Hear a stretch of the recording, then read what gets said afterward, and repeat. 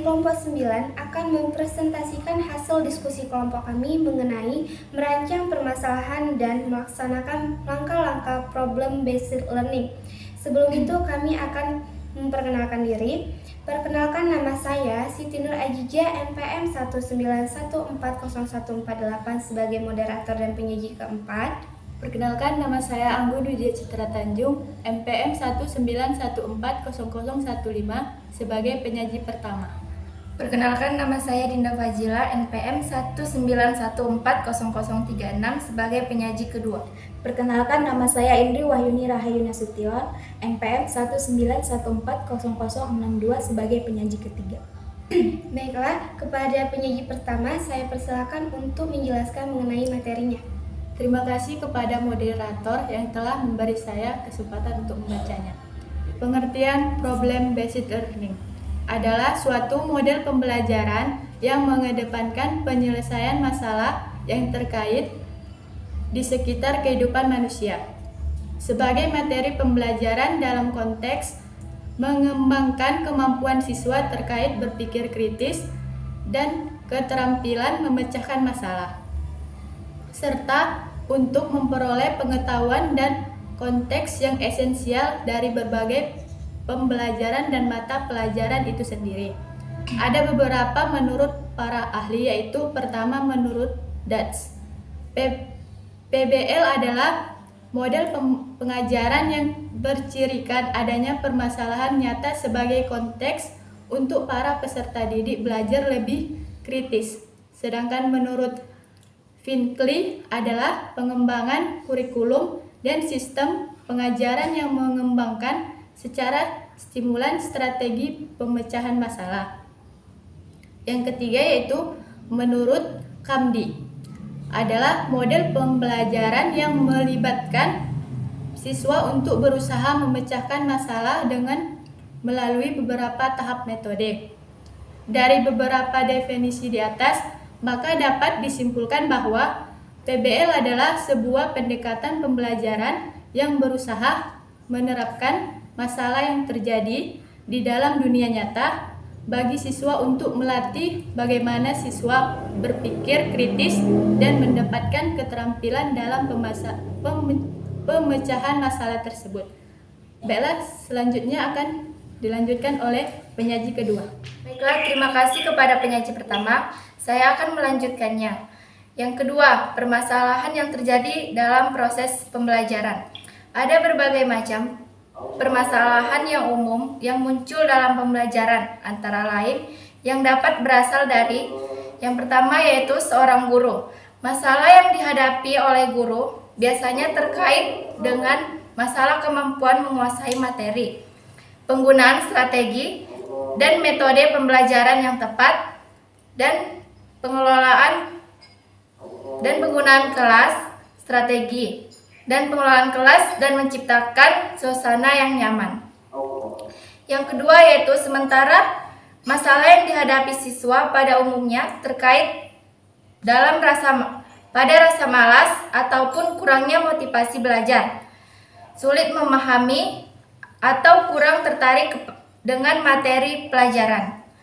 Keberhasilan dalam belajar dan problem-based learning atau PBL adalah model yang paling memungkinkan dikaitkan antara proses pembelajaran dengan dunia nyata dan kehidupan sehari-hari.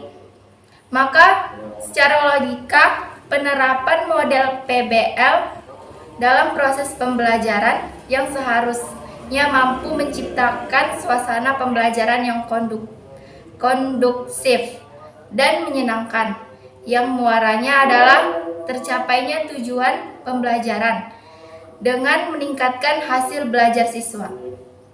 Baiklah, selanjutnya dilanjutkan oleh penyaji yang ketiga. Terima kasih kepada penyaji kedua, saya akan melanjutkannya. 3. Merancang permasalahan dalam pembelajaran. Dalam proses pembelajaran untuk mencapai tujuan pembelajaran itu diyakini bahwa itu adalah hal yang sangat mudah. Nah, ada beberapa permasalahan yang terjadi dalam pembelajaran. Yang pertama itu dapat berasal dari guru, yang kedua dari siswa, dan yang ketiga itu ada dari lingkungan. Nah, yang berasal dari guru itu contohnya yaitu kurangnya menguasai materi, kurang menguasai strategi pembelajaran, terus pengelolaan kelas yang tidak pas untuk menciptakan suasana kelas yang nyaman. Yang kedua yaitu permasalahan dari siswanya sendiri. Yang pertama yaitu kurangnya motivasi untuk belajar, kelelahan atau kesehatan tubuh yang kurang, tidak tertarik pada materi pembelajaran yang diajarkan. Kalau dari lingkungan itu seperti ikut-ikutan dengan lingkungan sekitar atau anak-anak yang tidak ingin belajar atau hanya suka dengan bermain saja seperti itu. Nah,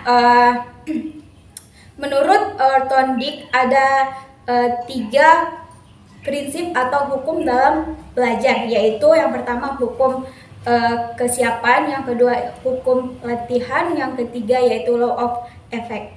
Hukum kesiapan adalah belajar akan berhasil apabila individu memiliki kesiapan untuk melaksanakan pembelajaran tersebut. Nah, yang kedua ada hukum latihan, yaitu pembelajaran akan berhasil apabila dilatih atau diulang-ulang. Yang keempat yaitu law of effect, yaitu belajar akan bersemangat mengetahui dan mendapatkan hasil yang baik. Baiklah, saya akan melanjutkan materi yang disampaikan oleh penyaji ketiga, yaitu mengenai langkah-langkah melaksanakan problem based learning. Yang pertama ada orientasi siswa kepada masalah.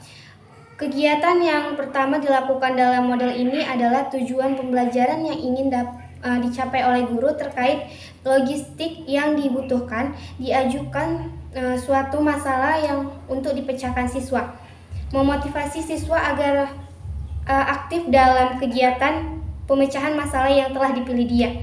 Yang kedua yaitu mengorganisasikan siswa untuk belajar.